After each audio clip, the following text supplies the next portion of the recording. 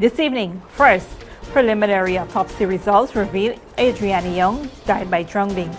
The tragic death of 11-year-old Adriana Younge is confirmed as drowning, with no signs of assault or injury.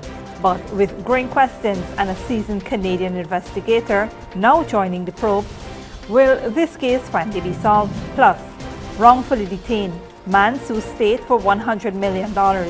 Deon Mario Jeffrey, the man falsely linked to Adriana Younge's disappearance, is suing the government after a humiliating ordeal.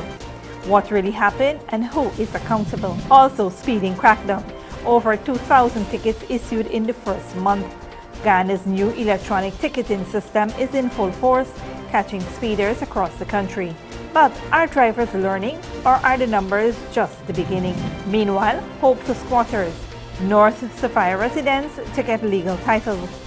After decades of uncertainty, over 100 families in North Sophia could soon become proud homeowners as the government launches a major regularization drive. Finally, victory in Europe Day, 80 years later, a rising far-right threat. As the world marks the 80th anniversary of V-Day, a troubling trend re-emerges. Far-right extremists is gaining ground across Europe. What does this mean for the future of democracy? Stay tuned, these stories and more tonight on Headline News Update.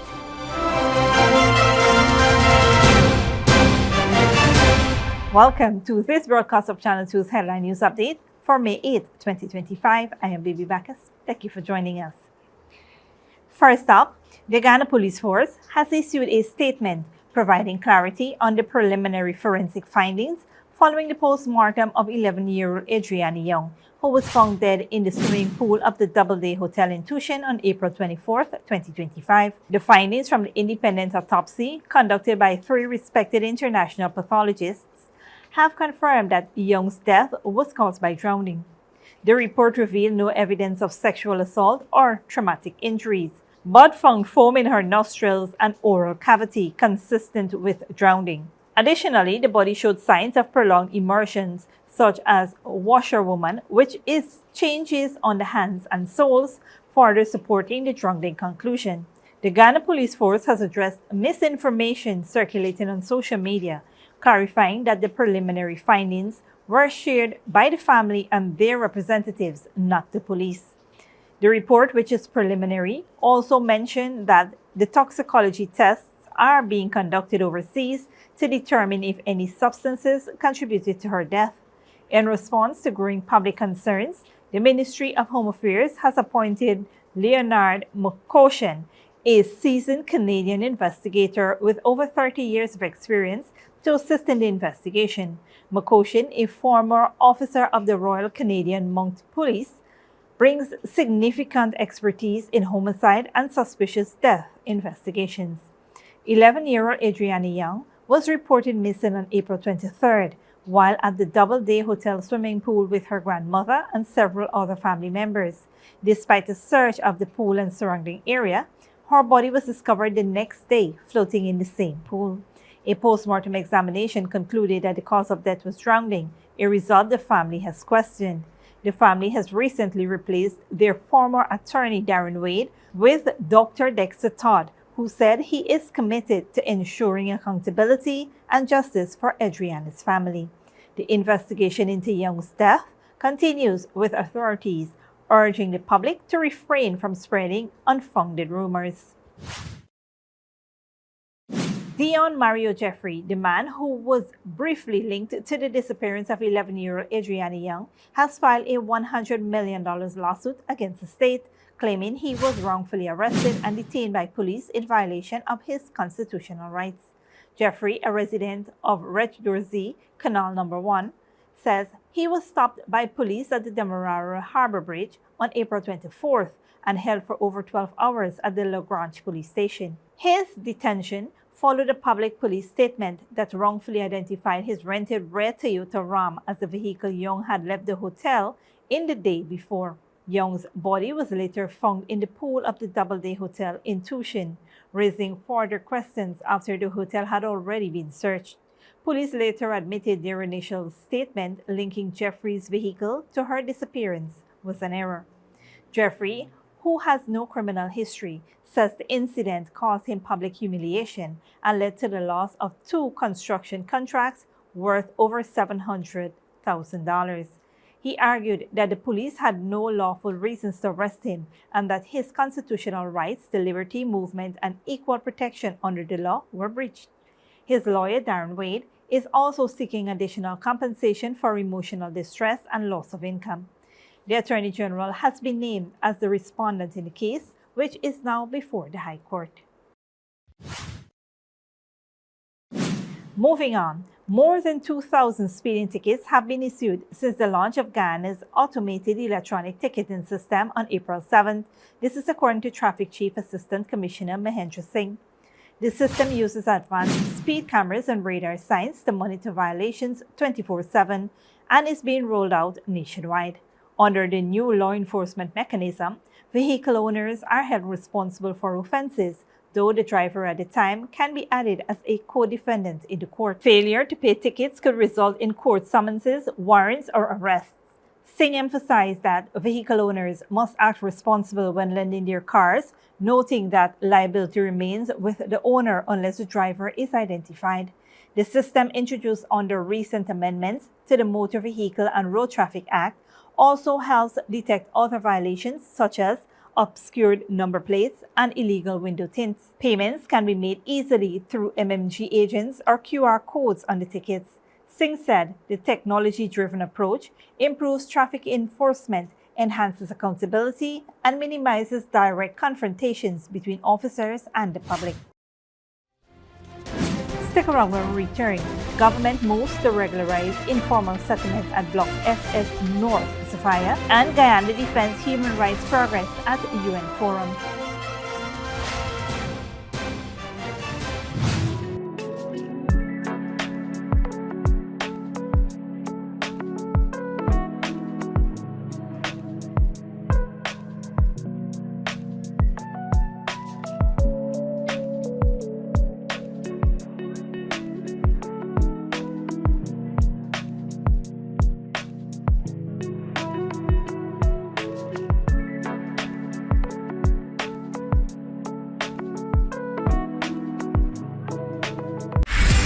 Mother's Day, Digicel is stirring up the love and cooling things down. Imagine surprising mom with a brand new fully stocked fridge. Digicel is making it a reality. You can win one of 4 fully stocked fridges worth over $500,000. Just top up with $1,000 or more for a chance to win weekly. It's that easy. Top up today. The more you top up, the more chances you have to win. Happy Mother's Day from Digicel. Better connected.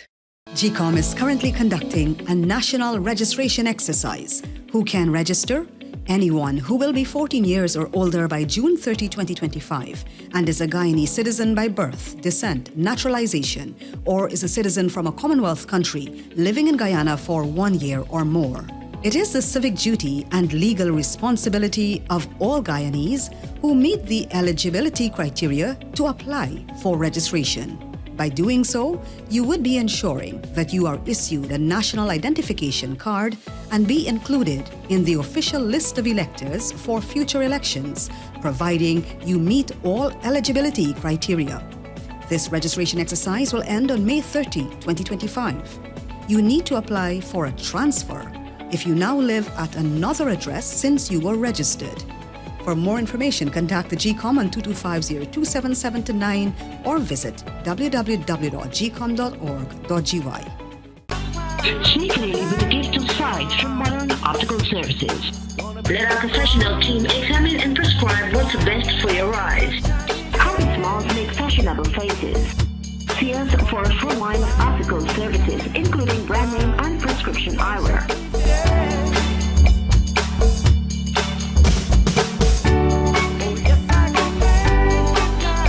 Modern Optical Services, 316 Mill Street, Georgetown. Telephone 226-1082. Good girl forget things. What's the problem, Granny? I want money for those surgery. I was dancing and I fall and fractured my hip. If you need some quick money, you should check Lender's Jewelry and Pawn Shop. Lender's Jewelry and Pawn Shop, Lot 238 South Road Border, Georgetown. Get jewelry made to order in just 72 hours. We also accept vehicles. Lender's, best rates, longest payback period. Boys, I get through. Plus, I could dance again. Lender's Jewelry and Pawn Shop. Welcome back. The government has announced plans to regularize the informal settlements at Block SS in North Sophia, Greater Georgetown, to improve living conditions for over 100 residents. Minister within the Ministry of Housing and Water, Susan Rodriguez, made a disclosure during a visit to the area on Tuesday, noting that occupancy dates back to the early 1980s. Rodriguez explained that while part of the area had previously been regularized, one section remains unresolved due to challenges related to infrastructure development. She said another attempt is being made, and residents are open to participating in a new inventory and occupation survey set to begin next week. The initiative will involve redesigning the area to include proper roads, footpaths, and drainage systems. Residents may be required to adjust their property boundaries to facilitate this work. The minister urged cooperation from the community and warned against allowing new squatters to settle in that area. In other news, police in Region 6 are investigating an armed robbery that took place at the Golden Spring Supermarket in number 66 Village, currently Berbice, around 7:20 p.m. on Tuesday, May 6, 2025.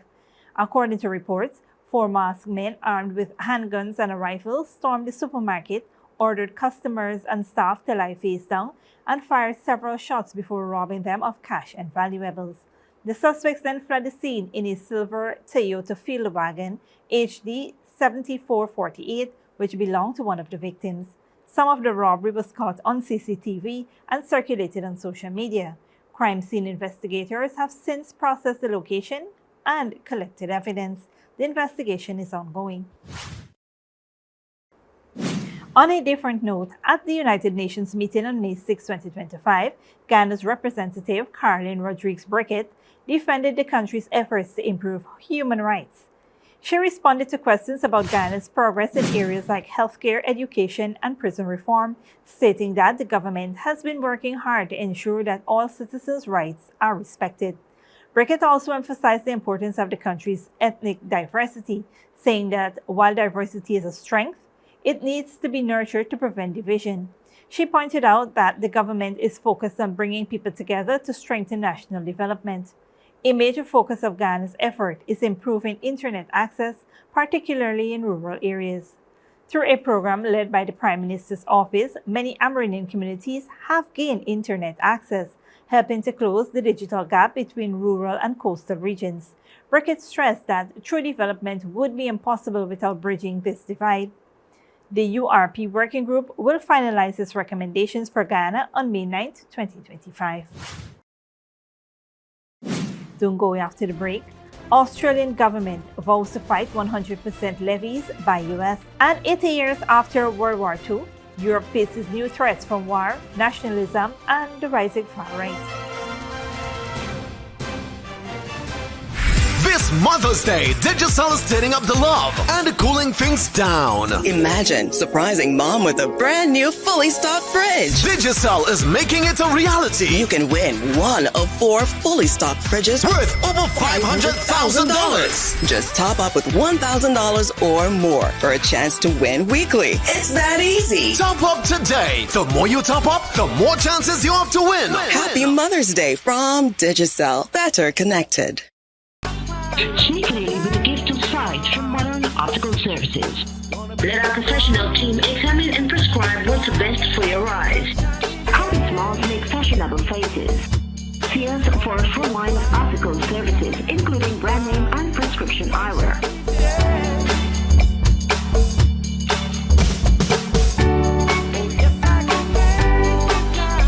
Modern Optical Services.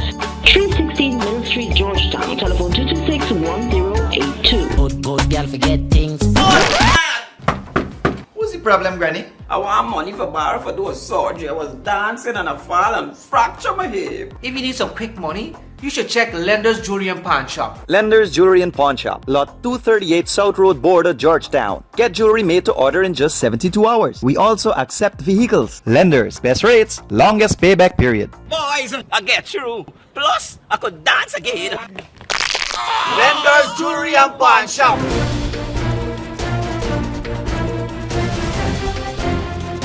Welcome back. Now we take a look at what's happening in the region and around the world. In the Caribbean, a 20-year-old Guyanese woman, Joylene Abraham, who reportedly arrived in Antigua just a few days ago, has died after allegedly jumping from a moving vehicle driven by her boyfriend. The incident occurred on Wednesday near New Winthrop and Coolidge. Abraham's relatives have called for a thorough investigation, expressing doubts about the circumstances surrounding her death. The case has sparked discussions on social media, with many demanding transparency. Authorities in Antigua are currently investigating.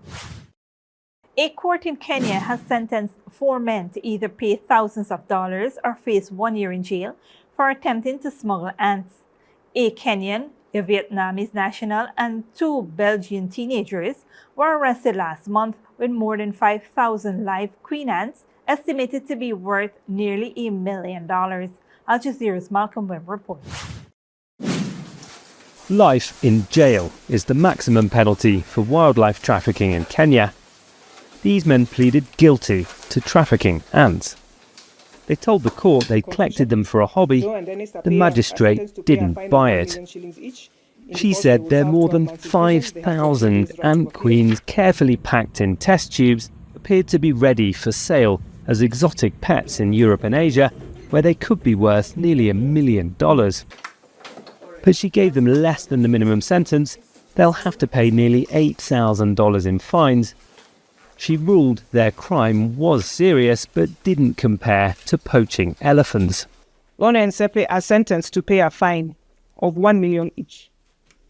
In default, they will each serve 12 months in prison. Sit up.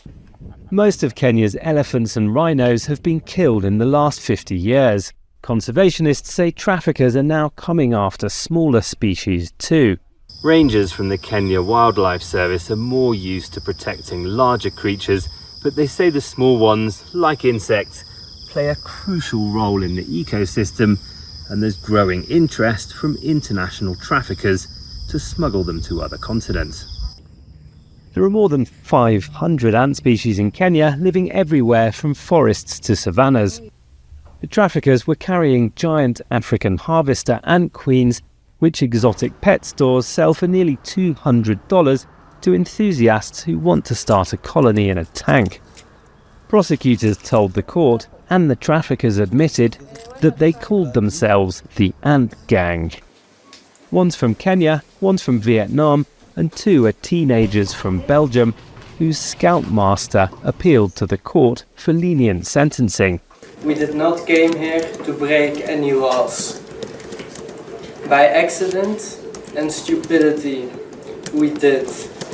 And I know breaking laws is for criminals, but I don't feel like a criminal. In many countries, ants are better known for ruining picnics. The case has drawn the attention of those around the world who didn't know they could be somebody's pet, earn a fortune, or even land somebody in prison. Malcolm Webb, Al Jazeera, Nairobi, Kenya. Victory in Europe Day marked the surrender of Nazi Germany to Allied forces on May 8, 1945. That ended the most devastating war the continent had ever witnessed. Many countries vowed to work together to share economic prosperity, hoping that better social conditions would help prevent the spread of radical ideas. But 80 years later, the far right in Europe is on the rise again. Al Jazeera's Alex Gotopoulos reports. Ecstatic crowds cheer at the liberation of Europe, the end of a war against fascism that had lasted 6 years. The continent lay in ruins, divided between the advancing Soviet armies and those of the Allies. 20 to 30 million people lost their lives, hundreds of millions more displaced by a conflict triggered in part by the rise of the organised far right. 80 years later, and the legacy of World War II still lingers. The lesson learned from West Germany, where I grew up, is that the root cause of this is not just an ideology like Nazi Germany, but it is a form of nationalism that we should overcome by building a different political system after World War II to avoid nationalism. This desire to avoid the mistakes of the past and secure the future prosperity of the continent fueled a need to ensure political and economic stability. And that led to a series of constellations with regard to how you organize democracy, a social compromise with labor unions, working class, middle class, and business elites came together to create a very cohesive democracy that is now decaying. Decades later, the far right is again a factor in politics. Once banished to the fringes, radical right politicians have now entered the mainstream in many European countries, voted in by people who feel alienated by the macroeconomics of the European Union and the increase in immigration. Let's just say radical right-wing politics is clearly on the rise in Europe. In fact, in many countries in Europe, it's now the strongest political force. Hungary has been led by radical right-wing populist politician Viktor Orbán for more than 10 years now. The Netherlands, the strongest political party, is a radical right-wing populist party. Austria, but even in Germany, the Alternative for Germany, it is now the second strongest party, constantly polling above 20%, which has been really inconceivable for many years. The idea of European unity was created in part to prevent war. This was an illusion we lived for 70-something years until Russia reminded us that wars are still something that happens on the continent, and we cannot guarantee that focusing on the pressing problems of the 21st century, like climate change and social cohesion and dealing with migration, that this is all the European Union has to address. 8 decades later, after the defeat of Nazi Germany, the unity of the continent is again under threat of war, this time with Russia. As the radical right blames migrants fleeing far-flung wars and climate change for the discontent of Europe. Alex Katopoulos, Al Jazeera. The international film industry is raising alarm over Donald Trump's proposal to impose 100% tariffs on foreign-produced movies.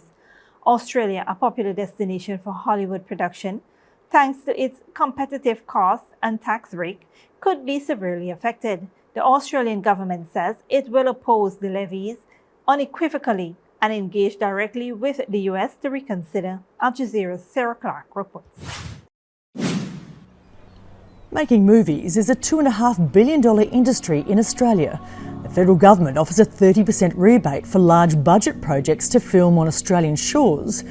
US President Donald Trump says incentives like these have decimated locally produced American movies. We used to do 100 not long ago, 100%. Now we do almost like very little. It's shocking. It's with that in mind the US President has announced plans to impose a 100% tariff on all foreign-produced films, though it's far from clear how such a tariff would work.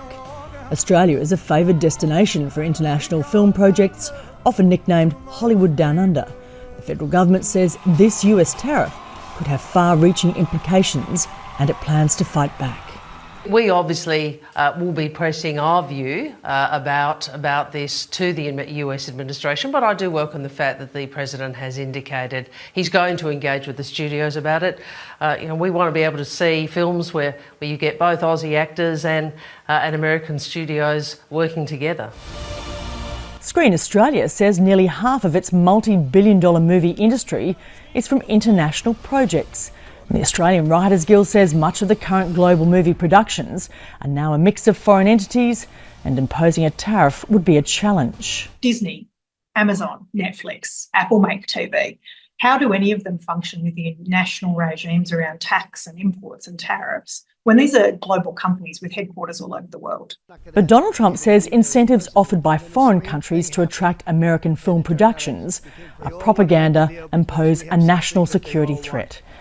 Some academics say the problem is in the US, with higher production costs including labour, causing production companies to shift projects overseas.